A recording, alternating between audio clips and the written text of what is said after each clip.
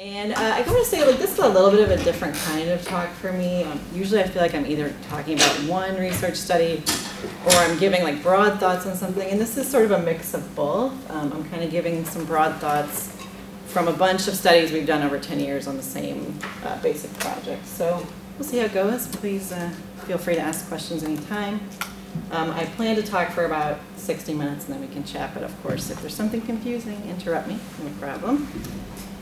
So I was just talking to a bunch of grad students about this, but I want to make sure everybody has the same context. So I'm going to say a little bit about where I work. So I work at a center, independent center at the University of Chicago called UChicago STEM Ed. I'm lucky to work with Kathleen there. And Enrique sometimes does work for us as well. And we are built around 3 strands of work. We primarily do tool development, so we write curricula for schools and kids and teachers, and probably some of you have heard of our pre-K through 6 math curriculum, everyday mathematics. That's kind of our big success story, but we do other curricula as well. We do school support services, so we work directly with teachers in schools in Chicago and across the nation. And we also do a little bit of direct facing work with kids in the summer in particular. And then the last thing we do research and evaluation. So we do have a dedicated research and evaluation team. Also, all of us are to some extent doing research of our own, thinking about our projects and contributing to broader knowledge as we do tools and professional development.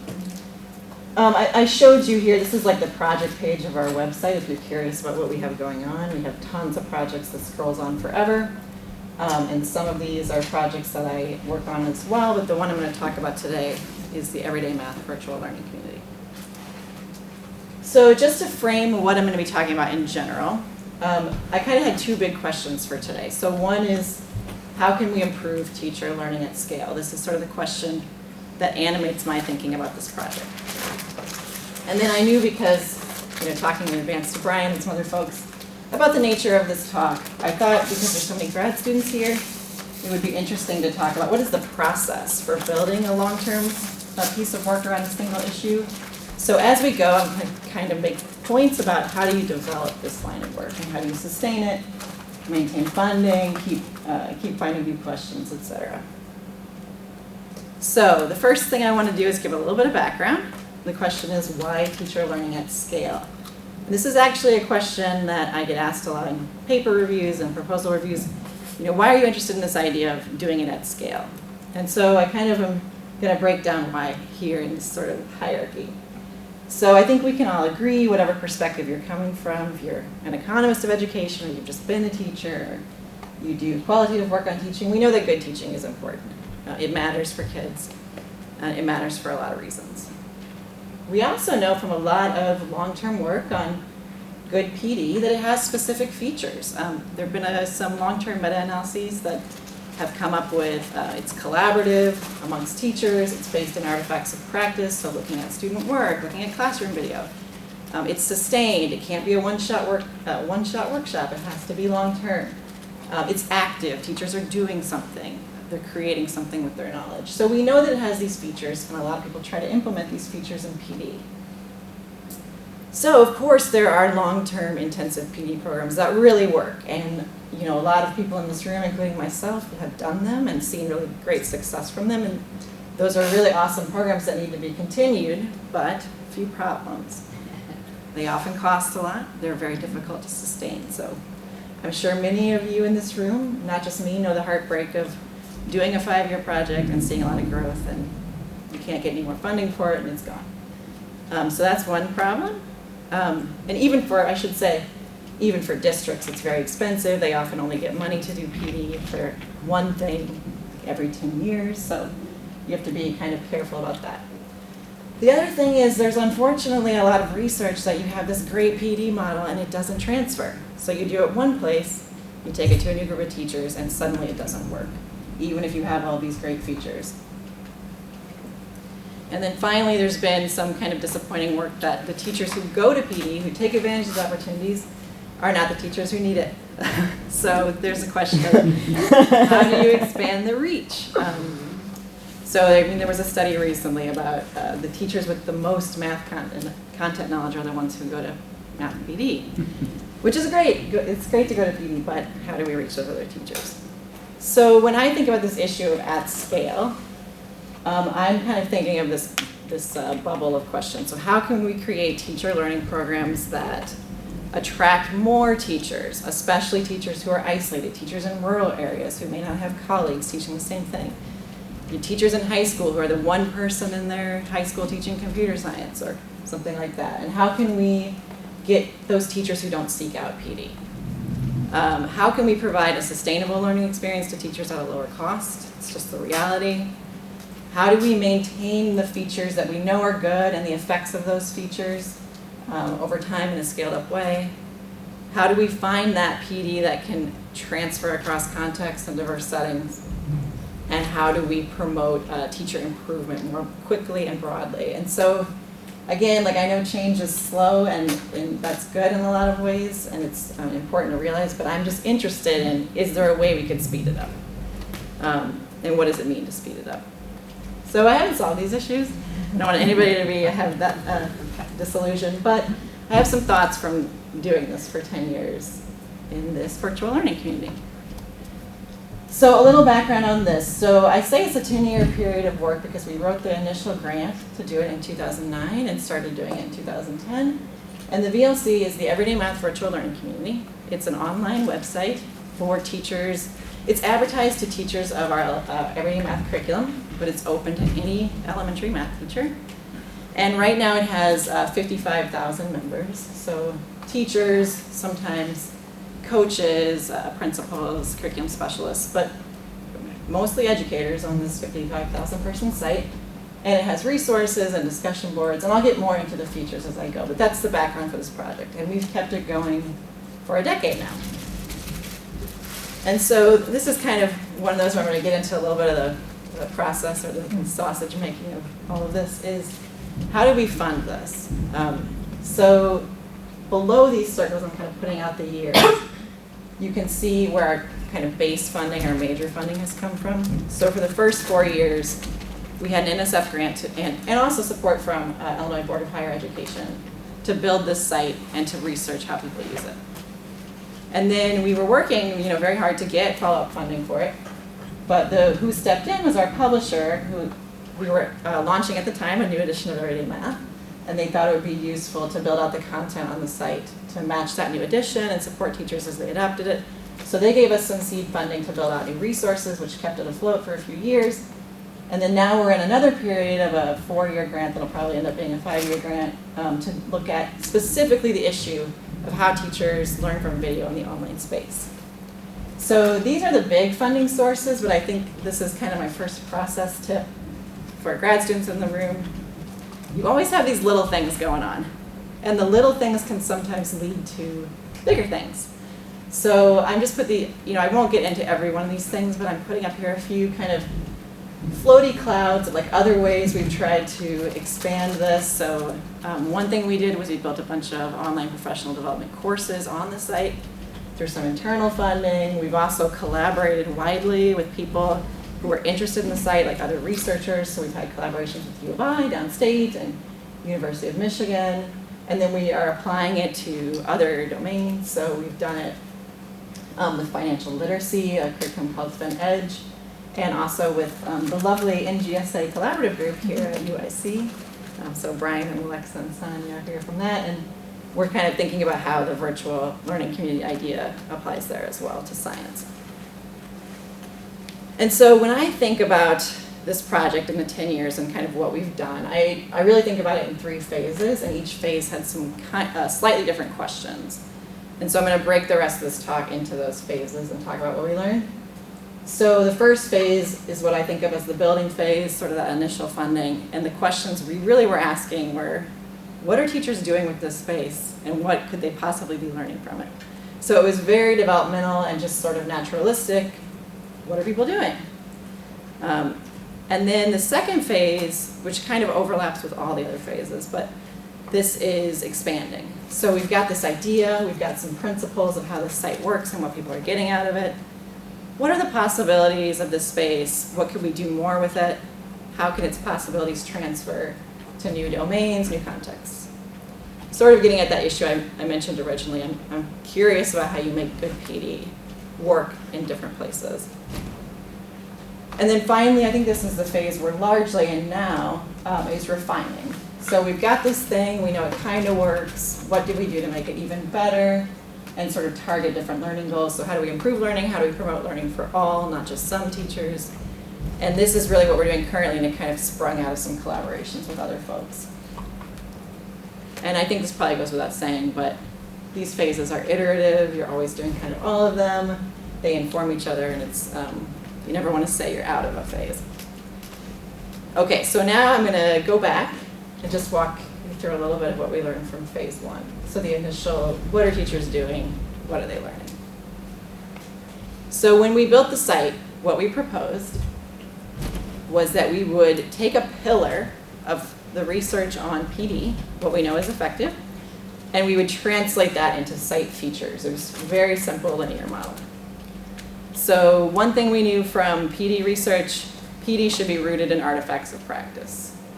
So student work, lesson videos, instructional tools. So we made a resource repository on the site. We curated a bunch of stuff for teachers. We let them upload things to the site, and we hoped that it would help them learn and lead to good discussions. The second pillar, I sort of collapsed a bunch of things from the literature into kind of one pillar. That PD is collaborative, it's active, and it has a critical community.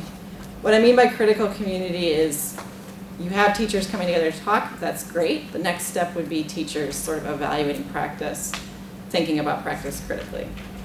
So we had a bunch of features devoted to like just building this active, critical, collaborative community. So we have discussion boards, we have the ability to comment on things in the resource repository, to rate them, review them. We do have sporadic live events. Probably most importantly, I probably should have put this first, we built the whole site with 10 teachers from CPS and other districts, but mostly CPS, who were like part of us in the design and seeding it. So the teacher partners were very critical and continue to be very critical. We have social media elements, like you can see who people are, where they teach, just a little bit of information about them that they choose to share.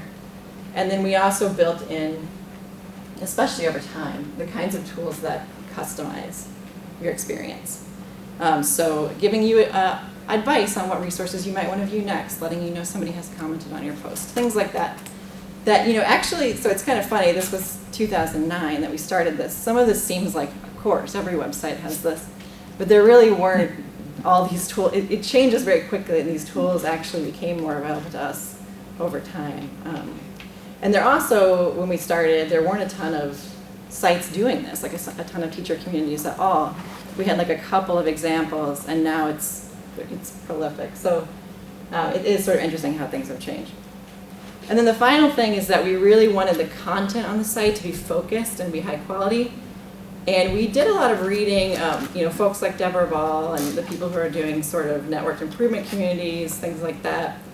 They advocated that you root a PD experience in a shared instructional system, because then people are talking about the same things, they have the same issues, they're sharing the same kind of concerns about progressing in their learning and their practice. So we actually, I think, argued, and it made sense for us, of course, too, but that rooting the site in everyday math would provide a nice instructional system as a shared focus. And I will talk about throughout how it has been kind of a boon for us to root it in a curriculum. But there was a time when we actually weren't going to do that, but we did root it in everyday math. And then we also have a mix of curation and teacher-shared content. So we knew we had to curate a lot of it because we wanted to make specific points with the content and have specific learning experiences. But we also wanted teachers to feel like they could share and interchange in that way. So I'll just give you some peeks inside the VLC to see how these features were instantiated. You can also go there and join. It's totally fine. It's vlc.uchicago.edu.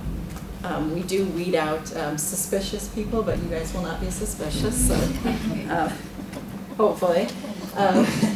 So this is a look at the resource repository. This is basically a giant, place of what we kind of sort them into two kinds of resources: videos and documents. So we have collections, which are very highly curated. Like if you want to take a path through, one of them is formative assessment. then those are all kind of curated in a linear way for you. But if you just want to browse, we have it available for you to browse by newest content, what teachers have shared, what you've recently viewed if you want to go back to something. There's a few other sort of ways you can browse. But you can also just search. So we actually kind of modeled this off like buying something online from like a department store or something like that. So there's all these things, and you can whittle it down and you can expand. And so you see like the kinds of search terms people have, a grade, type, pedagogical issue. We spent a lot of years doing a realignment of all of our resources to the Common Core and building out our work there. So you can see basic search engine. This is an example of a resource page. You have here, this is an embedded video title. There's always a little bit of framing information.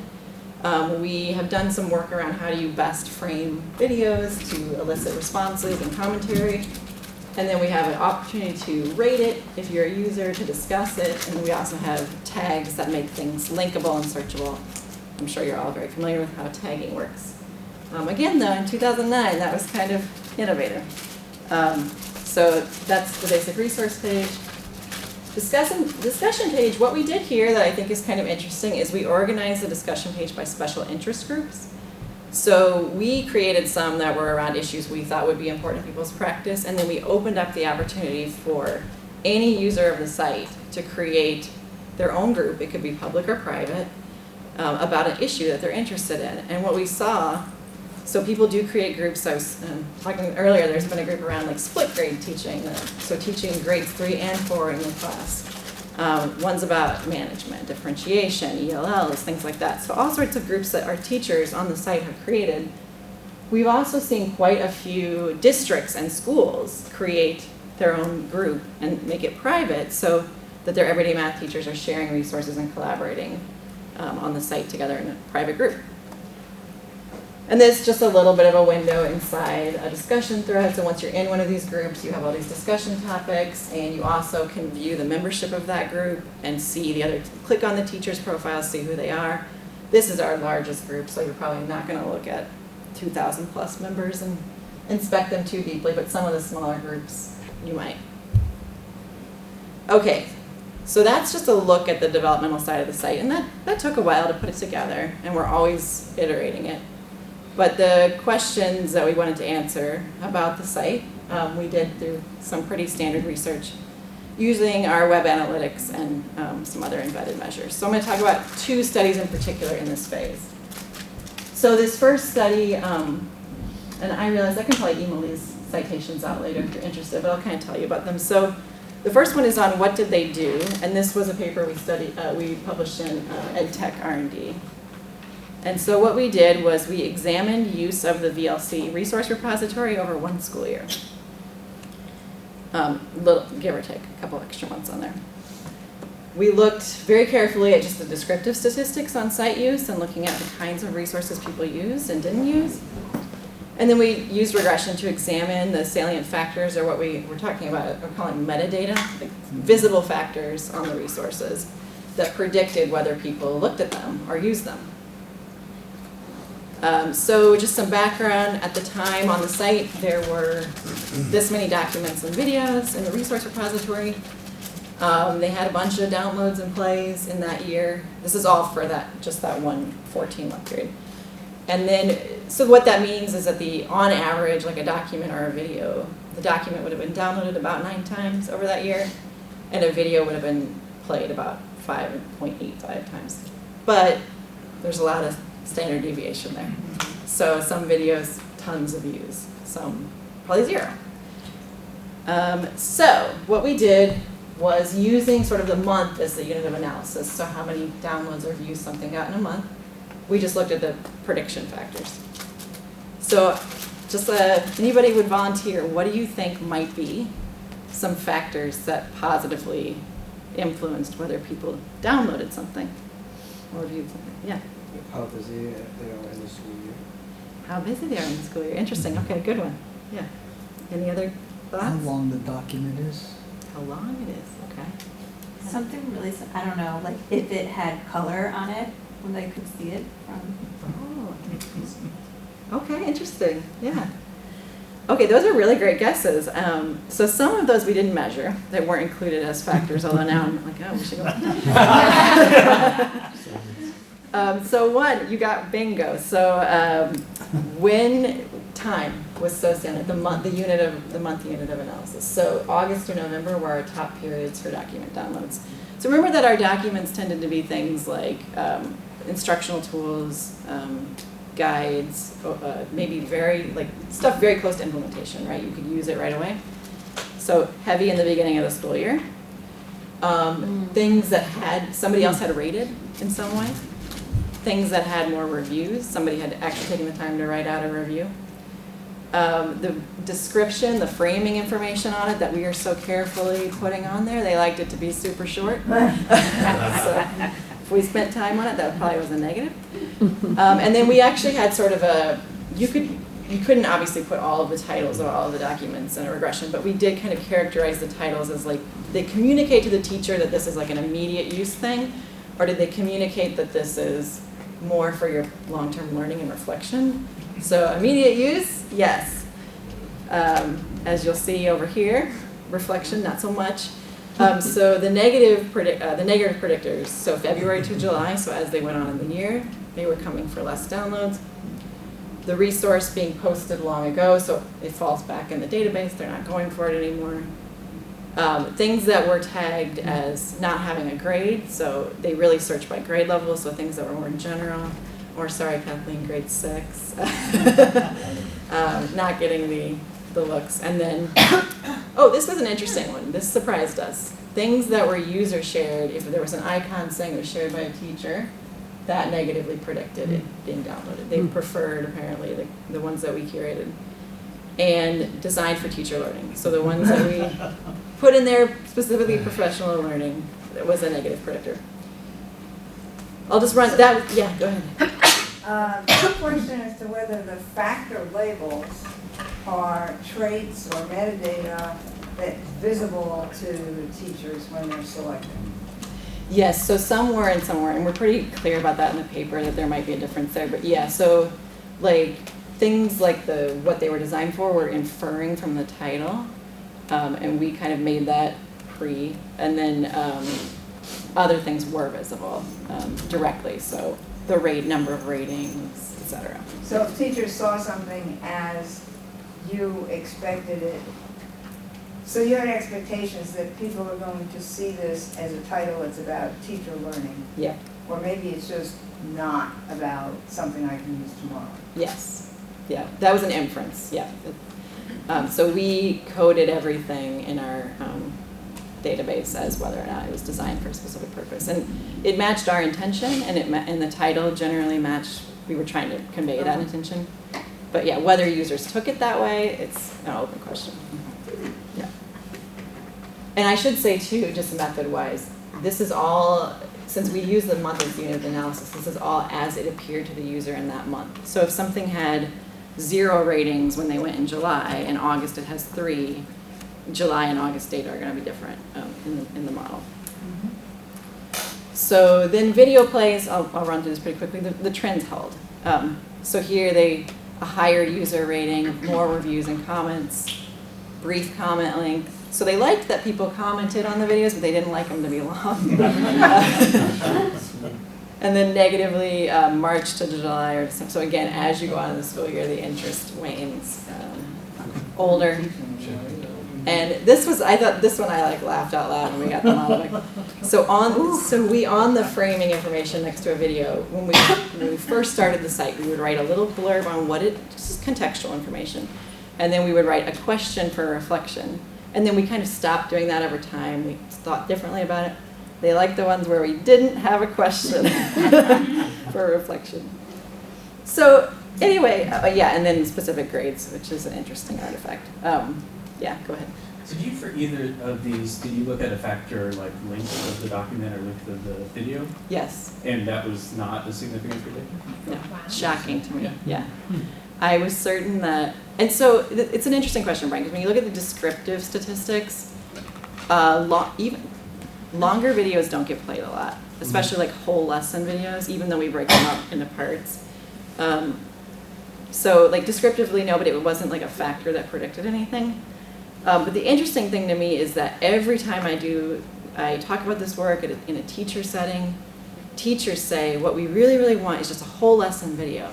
We want to watch the whole lesson. That's what we want to see how it's done. But they don't watch them. So it's interesting as a designer, like we try to balance it where we're like, okay, we should give this to them because they want it, they're asking for it, it'll drive them to the site, but we know they're not going to do it. Yeah. So it's a balance of what you spend your time and effort on. Yeah, I had a question. So did the videos have like a thumbnail? yes. Is there any indication of what the thumbnail showed and whether it was like positively, like was it downloaded or not? Because there's like a lot of information on what the thumbnail shows and users' click rate. That's a really interesting question. So we didn't think to code like the nature of the thumbnail. In fact, like our thumbnails kind of automatically come from wherever the video. Okay, so you don't choose. Okay. Yeah, yeah. That's a really good question. Yeah. When you looked at time, did you do it in a like continuous variable type of way, or did you chunk it like you have average comment is between 0 to 300? Time was continuous. We chunked a lot of our variables for reasons, data representation reasons, but we did not chunk time. And I sometimes think it was a mistake, but there was a reason. I would wonder if it wasn't, Yeah, like if there's a parabola or something, yeah, totally. We should look at that. I remember there was some sort of statistical reason we didn't. Yeah. Okay, so what we took away from this, you know, I'm a positive person. I took away a lot of good things from this. I took away that there were things they were really liking about the site that were drawing them in. We were meeting their needs in a lot of ways and bringing them for immediate use kind of stuff. The fact that we're able to fulfill that is not a bad thing. It's a question of what can we do as site designers to sort of push them towards some of the learning resources. So that's what I took from that. So now we're going to look at, that's what they did. We also looked at what they appeared to learn. And this was the paper I believe was circulated. So you might have more background on this one. This is, yeah. Just one yeah, quick yeah. question that dawned on me. In the site, does it have something like what I would call what Amazon and Pleasant, users who use this like this too, pointers to, you might want to look at this. Yes, we've added that. That came in later, but yes, it does have that now. But it didn't during this period. Yeah. Any other questions? These are all very good ones, and your guesses were very good. So now this paper is in Teaching and Teacher Education, and this one we did sort of a sub-study of use of the lesson videos in the repository, and we used particularly 339 teachers who knew they were participating in this process of having their comments looked at, even though we do have the ability, people know when they join the site, they agree that their activity on the site can be part of research. We used a subset, and we coded what teachers were writing, responding to the videos on the site. And we used a revised version of something Miriam Sharon and her colleagues at Northwestern came up with for looking at teacher reflection on video. And so since I know so many of you read this one, I'll just give sort of the highlights. So we looked at 2 dimensions of this reflective commentary. So the first is just a what. What are they reflecting on? Are they reflecting on the pedagogy / teaching? Are they reflecting on something else like the math or the classroom management, the classroom environment? Are they reflecting on student thinking? Or are they reflecting on some combination? And so this is where our results fell. Most of the reflective comments were about teaching, which might seem pretty obvious, although it's actually not where we want to push them. And then other student thinking and some mix of both. Okay, so that's what they were talking about. What was the level, the depth of which they were talking about it? Okay, so we had 4 categories. This is directly derived from Sharon, but a little bit of tweaks. So was it a simple evaluation? So, I liked the teaching. I didn't like this. Was it an evaluation with some sort of suggestion? So I liked this. If I were doing it, I would do this. Or, I didn't like this because I think they should have done this. Simple description. So a lot of these where it's just, this is what I saw, but there's really nothing beyond that. And then our highest level of depth was interpretation. So that would be positing something about the video and then using evidence from the video to back it up. So I liked this strategy because the students really seemed to understand it. I could tell because, when Jessica went to the board, she was able to solve this problem. So just having some link to evidence from the video. And what we saw was that simple evaluation was by far the most common pattern. And so when you take it together, sort of the default reflective pattern for teachers is to evaluate the pedagogy. That's the reflective sort of norm. But the research on this is that you want to kind of push teachers more towards interpreting student thinking, which were some of our lower categories. So we were kind of fascinated with how do we move teachers on the VLC from a simple evaluation of teaching to interpreting student thinking, and then maybe evaluating the teaching off of that, or making a suggestion, but we wanted them to start with that framework of interpreting student thinking. Now, I will say, that was what I thought in 2012 or so, that was the best thing to do. I see it much more gray there now, that there's a combination of actors you might want to look at, a combination of stances, a growth pattern there, which we'll get to in phase 3. So that's phase 1. Any questions on phase 1? Yeah. Yeah, I have a question. Could you describe, I'm curious what the nature of the video is, right? For example, so if it's Enrique who's doing the videotaping, he's amazing at getting student work, right? He'll zoom in on what the kids are doing, which provide more windows into kids thinking on the video, as opposed to, a camera that's maybe static in the back, or even just kind of standing around the side, where you don't get as much access, so to speak, to what kids are at least doing in small group maybe, right? So I'm wondering what the nature of some of the videos were, or which teachers were responding. That's a great question. So number one, we came to using Enrique far too late, but he does do our videos now.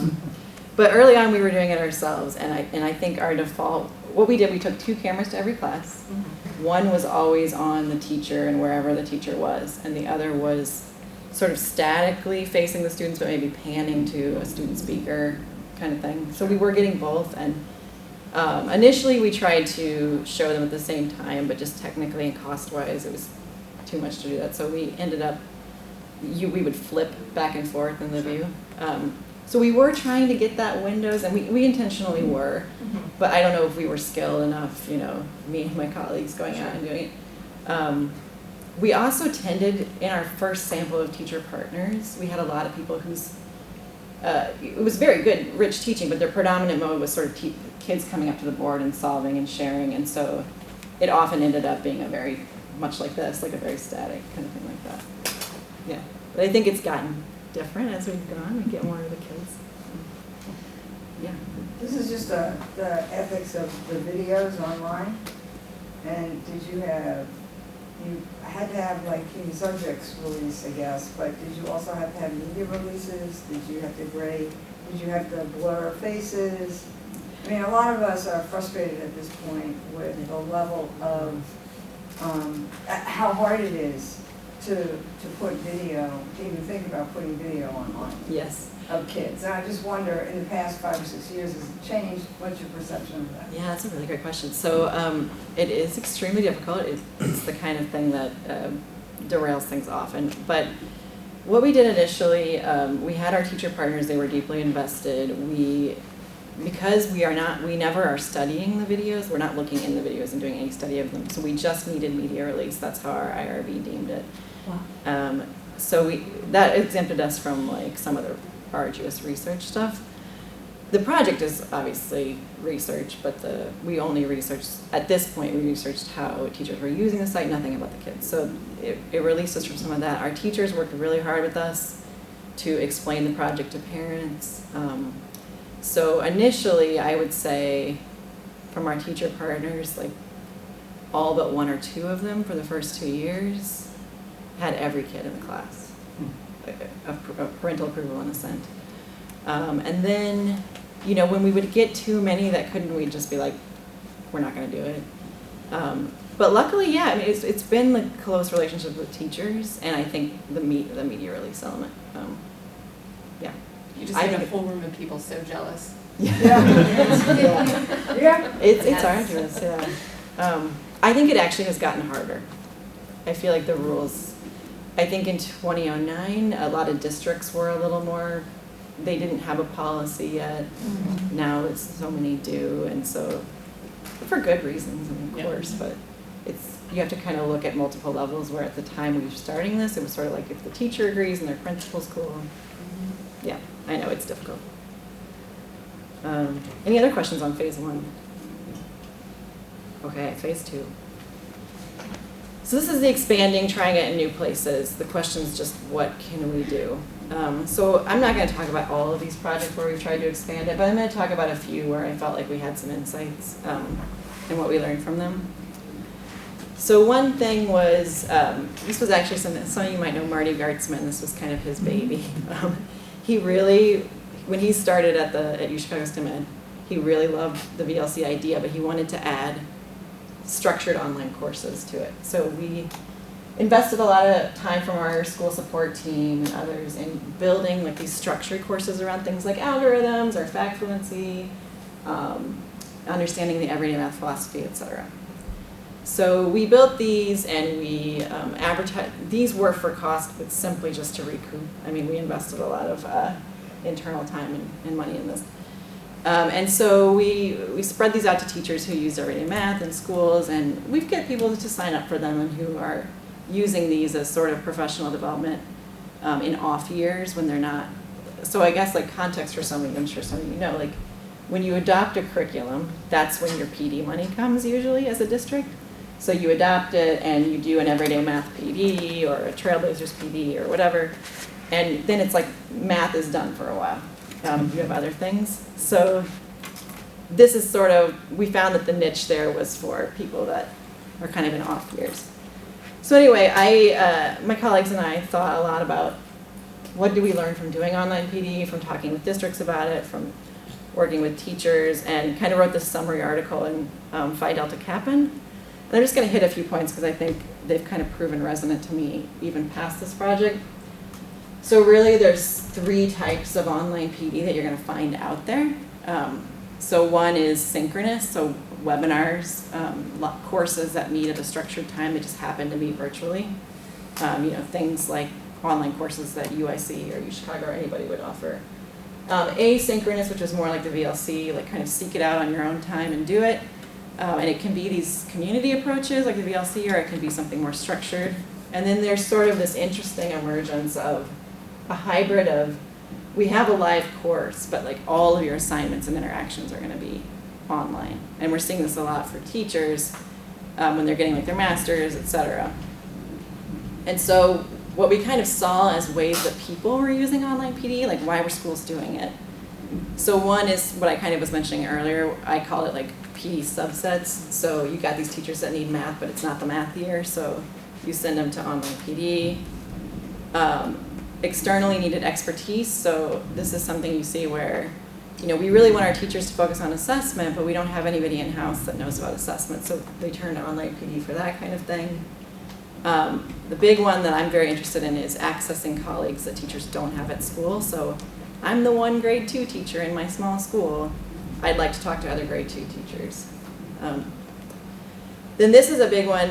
When I was meeting with Susan and her team earlier, she asked, why do people come back? So what I've found in doing this now for a while is they come to satisfy their basic needs.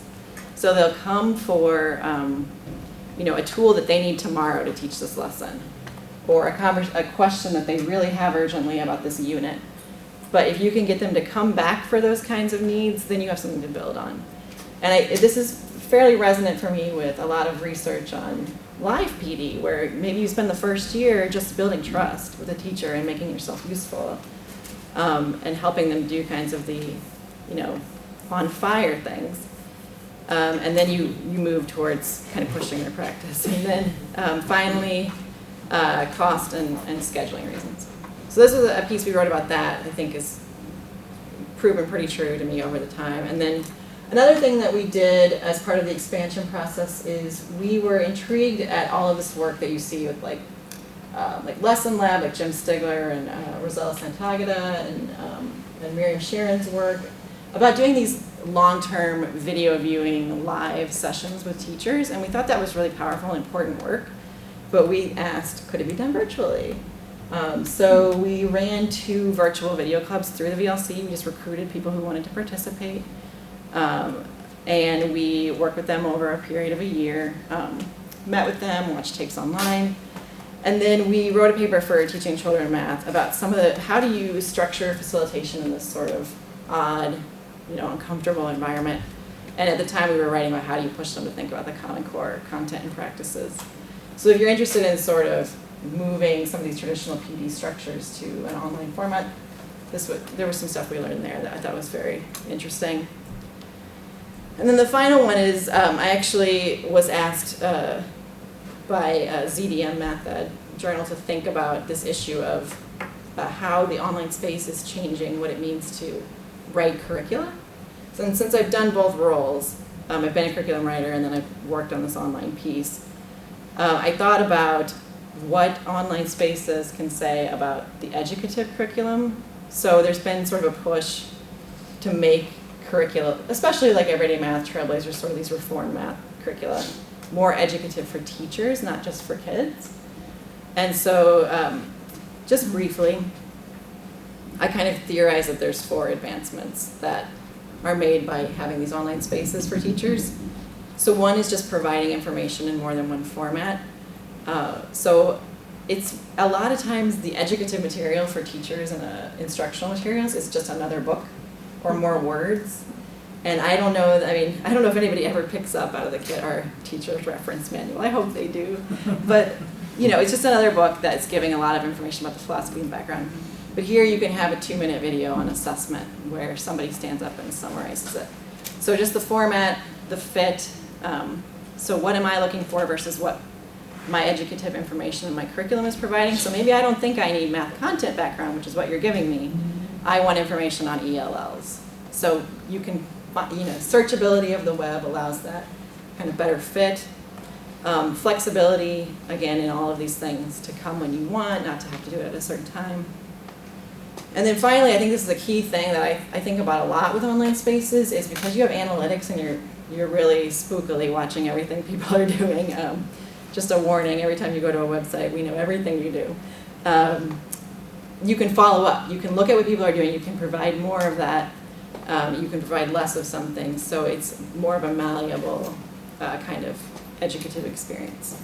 So we're still really learning from the expansion. And what I haven't really kind of thought about a lot is how it's been different for different domains. But I think our science will bring some of that out.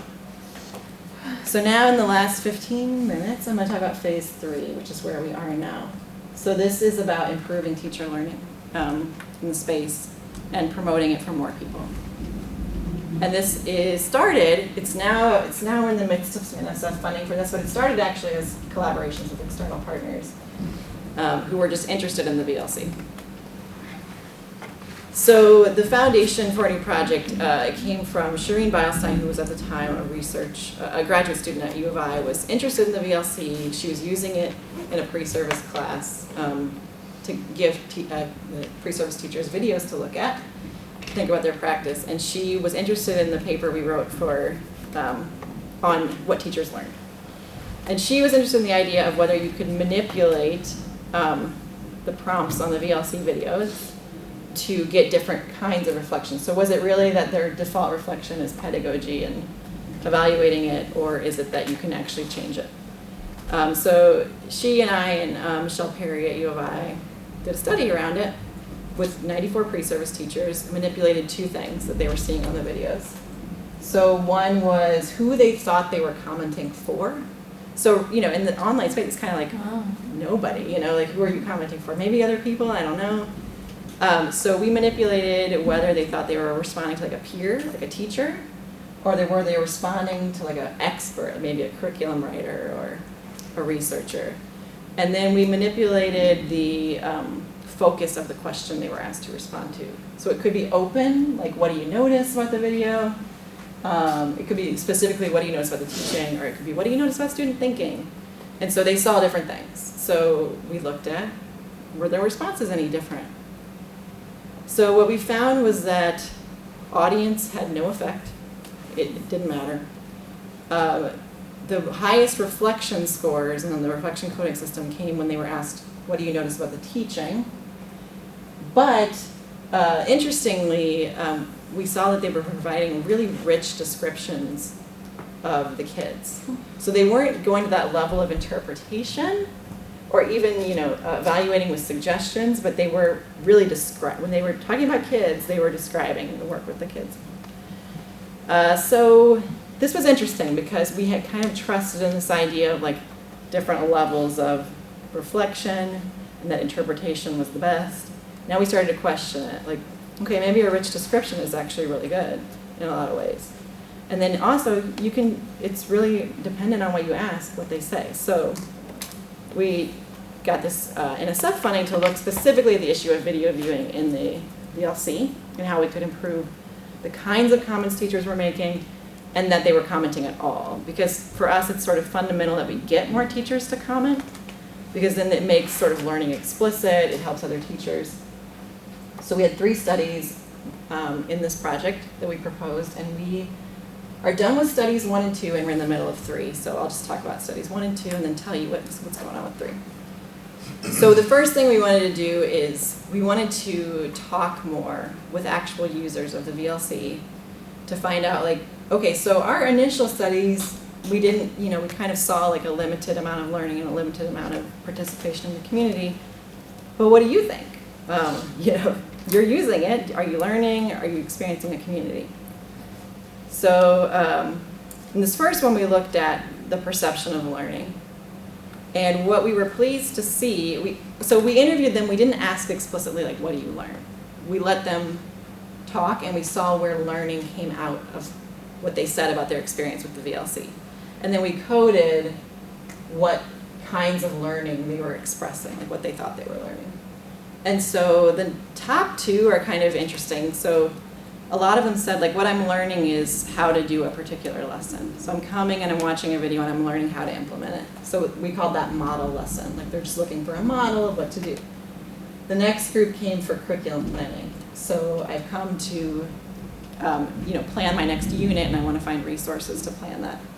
And then we saw all these other ones, like some came to see examples of student thinking in a certain content area. An interesting one that I thought was something to think about is a lot of them came and said, I just felt more confident in how I'm teaching it, having seen somebody else teach it.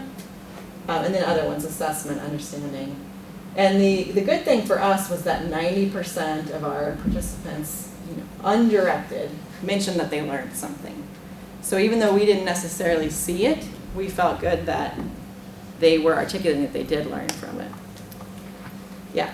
Did you have like experience measures on these people, like how long they've been teaching this curriculum, how long they've been teaching in general? Yes. And because there's research that shows that what teachers notice changes as they gain experience, et cetera. So I'm kind of curious about that. Yeah, so that's really good. So I definitely believe that there would be differences by experience level. And I'm not sure if we looked at it by the interview data, because it was just 41. But when I get to the next study in this, we looked at where there are differences in how people responded to video by years of experience.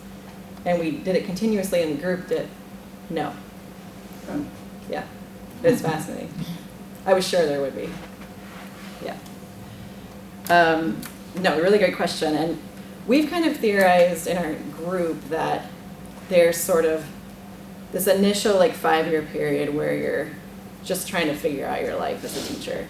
And so maybe you're coming from more immediate stuff, and then there's a period in the middle of your career where you might be more interested in developing your practice or trying new things, and then there's sort of parabolic, towards the end you're not as much anymore, but we didn't see that. We didn't see anything. Okay, so that's perceived learning. And then we looked at, did you think it was a community? And I will tell you that as one of the lead developers of the site, my colleagues, we all thought they wouldn't think it was a community. We were they're gonna think it's useful, they like it, they get interesting things out of it. It wasn't being negative, we just didn't think they'd really think it was a community. But in fact, the majority did think it was a community. They really saw it as an online community. And this was broken down by the role because we had some people in the interviews who kind of had a specialized role. So most of them did, and why. So we again coded their reasons why they thought it was a community. So they said, the number one I thought was, this is really kind of nice, is we called it togetherness, but what it really meant was, they said something along the lines of, we're all here for the same reason. We're all here to learn about our practice, we're all here because we want to do better at elementary math. So just having a shared goal was enough for many of them to say it was a community. Sharing resources was another, the discussions, and then very few thought familiarity with other members.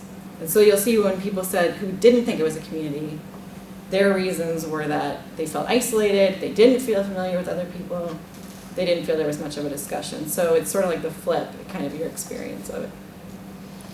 So anyway, what did this do for us, having this interview? It helped, so our second study was we wanted to run a large-scale experiment on the VLC where we manipulated what people saw with the videos, and we used what people said about how they're learning or how they sense community to decide what our manipulations would be, because we wanted to kind of push them in different directions. So what we did was, a couple of years ago, we enrolled 300 users. It was first come, first serve. It was kind of a massive push on the site to go into this experimental portal where they saw 4 videos, and we used kind of a complicated design where we manipulated the prompt that they saw with the videos, the motivation they were given for commenting. So prompt is related to what they said about learning. Motivation was related to what they said about community. So like the prompts could be generic, a control prompt, something about teaching, something about student thinking, and then one that was directly about, we selected this video for X reason. What do you notice about X thing? Because a lot of people in our interviews said, we don't know why you're picking the videos you're picking. If we knew why, we could reflect more, but we don't know why. So that was one of our prompts. So we had 4 prompts. We had 3 motivations, so control, then one that was like, you are being asked to comment so that your peers can learn from you, because research has shown that learning from your peers is important. And then we had another one very similarly phrased. You're doing it because teachers reflecting is important for your learning. So it was reflection, community, or nothing. And then the videos themselves, we changed a little bit. So the videos could have a focus with the camera on the teacher, or a focus with the camera on the kids. And then the content, fractions or operations. And we chose these 2 because fractions tends to be a harder subject for elementary math teachers, operations more familiar, or they feel more confident in operations. And so we manipulated all of those, complicated design, but it all worked out. We got equal groups and everything. So these are kind of in development, so I'm just giving you some teasers. So one, I didn't give a lot of background on this, but along with doing the study, I kind of had a weird idea, kind of last minute, that I thought teachers' mindsets towards whether they could change teaching ability, whether teaching ability was malleable, would influence how reflective they were. I was doing some reading and I was like, can we throw this in? So we did their growth mindset about math intelligence and about teaching ability using a scale that we made up based on Dweck's work. And we piloted that first because I didn't want to just throw it in and mess everything up if we didn't have a reason to do it. So we piloted it. We found that there was an interesting thing going on, so we put it in the 300 sample too. And so what we found was that mindset really does matter. So teachers who have more of a growth mindset towards both math intelligence and teaching ability are more reflective in their comments across the board. So that was very interesting. I will say a caveat there. Most teachers have a growth mindset on both, like strongly. But we split along the median, and then we looked at more or less than the median, and the ones who were more of a growth mindset, more reflective. So it was actually very surprising. Yeah, go ahead. Were the math intelligence questions, like teaching ability is kind of inherently framed as them thinking about their own teaching ability? Were the math intelligence ones just phrased generically as, is math intelligence malleable? Were they thinking about the teacher's math intelligence, or were they thinking about student math intelligence? Really good question. So So math intelligence, we use standard 8 questions, 6 or 8, I forget. But, and they are generic. Their math intelligence generically isn't malleable. We did the same thing with teaching ability, generically. After we ran the study, I found some interesting articles about that the phrasing of the questions really does matter and exactly what you're positing. So, yeah, I change it, did yeah. pilot study data with pre-service teachers, and the way they talked about their hypothetical students' math ability was very different from the way they talked about their personal math ability. That's right. So this was generic. It was not their personal. The study that we found was that if you ask about somebody's personal math intelligence, they are more likely to believe it's changeable. More. And there was another one. There's not been another one on teaching ability, implicit theory, but on math, yeah. It's I think it's interesting when the questions can really change the answer so much, yeah. But for these, yeah, it was generic. Is math intelligence, is teaching ability. So that was predictive, and was an interesting finding for us. And then just a small teaser on this, because we're still working on it. We're still kind of figuring out what it all means. But there were only effects for prompts. So prompts did significantly impact reflection in the ways that you would suspect. So asking about teaching, they got more reflective on teaching. Asking about, and just kind of neutral on everything else. Asking about student thinking or about the video specific, they got better on, they got more reflective on student thinking or on math. The interesting thing that it doesn't surprise me, but it's something to grapple with. If they're more reflective on teaching, they tend to be less reflective about student thinking or math. So, but, this is something I didn't mention, we also had a kind of a question in there about having watched this video, are you more or less likely to change your practice based on what you saw here? They're only likely to change their practice if they were asked, if they see a video about teaching. So a student, one with the student angle, they didn't change their practice, but teaching they were. So to me, I'm thinking, here's the conundrum. If you ask them about teaching and you focus them on teaching, there's more of an intention to change and more of a direct line to change. But you also don't want them to be less reflective about students or math, right? You need both. Because ideally your teaching comes from what you're thinking about the students and math. So we're trying to figure out, like, is there a way to order this or structure this that you can get all 3 at high levels? So yeah, so the other things That's didn't. the mindset you need to change. Right? That you teach without regard for what students are doing. That's the mindset that you need to change, right? Right, exactly. So you're setting up an excellent segue into my takeaways from it all. So we'll talk about that in a minute. What we're doing with study 3 on this grant, and we're in the fully in data collection. So we were interested in taking as many of those 300 that did study 2, the experimental study, and having them send us their unit tests and a few other problems that we wrote over a school year so we could look at student outcomes. So this is a nightmare of a data collection study. We have people all over the country mailing us unit tests and other things. So we're getting those. We're looking at, does their level of reflection in study 2 relate to their outcomes? And we're also kind of validating our measure of reflection by having them take another video analysis measure that Nicole Kirsting and her colleagues came up with. And because that one has been linked to student outcomes, so we're kind of trying to triangulate there. And we'll know soon.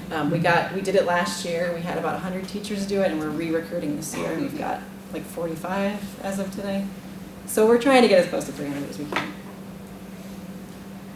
Okay, so just to put a button on all of this, it's a lot of different studies, and it's a lot of different directions. So these were the questions I came in with. I'm going to try to give you where I'm at on these. How can we improve teacher learning at scale and the process for doing it, or for building a program of work around it? Okay, so all I can tell you, I don't have all the answers, but I'm working towards a theory of how teachers change. This is very confusing. It's just sort of the ramblings of an incoherent mind. But this is where I'm at right now, is that I think in this purple box there's something very important called reflection. I didn't come up with it. but I'm synthesizing a lot of people's ideas about it, and my colleagues and I are defining it as making an inference about what students know and don't know, and building your instruction productively on that inference. And our theory is that you can practice doing that like what we're calling offline. So you can go to a video club and talk about lesson videos and talk about what you see in student thinking and what you would do about it. And you can look at student work and do the same thing. And you can look at a lesson and plan it really deeply and do that. And then if you do that more and more, not in the classroom, you will be better at doing it in that split second in the classroom. You have to figure out what a kid is thinking and respond to it.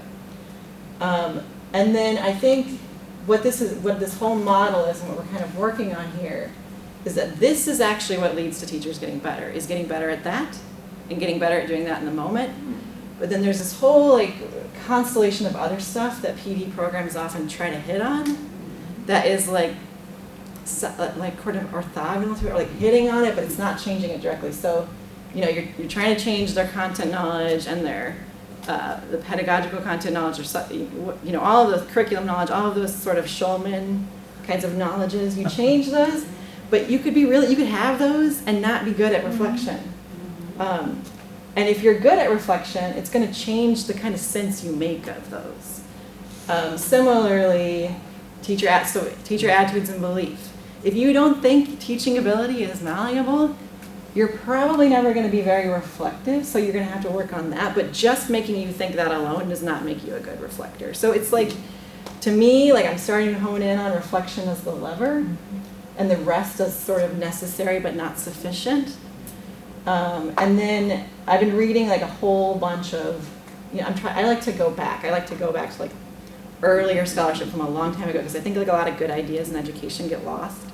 And I've seen some like older models where people are saying, you know, actually, it all works the opposite way. The teachers do stuff and they get outcomes, and then their beliefs and their attitudes are based on what happened.